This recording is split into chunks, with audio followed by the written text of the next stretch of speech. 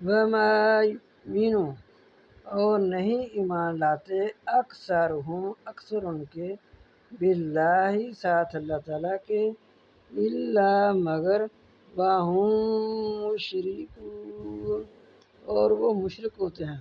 ایمان بھی لاتے ہیں، کلمہ بھی پڑھتے ہیں، تو پھر بھی وہ مشرک ہوتے ہیں، شرک کرتے ہیں اللہ تعالیٰ کے ساتھ۔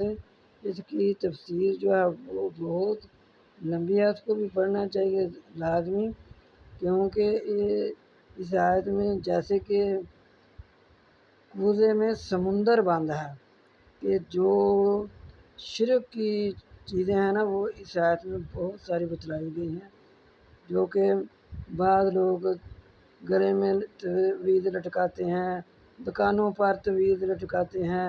اللہ تعالیٰ فرماتے ہیں یہ وہ کوئی چیز کسی ایسی چیز کے لیے لٹکائے وہ اسی کے حوالے ہو جاتا ہے۔ یہ ایسی سب چیزیں جو شرک کی ہیں نا اس آیت میں بیان کر دی گئی ہیں، ضرور کوئی تفسیر پڑھی ہے۔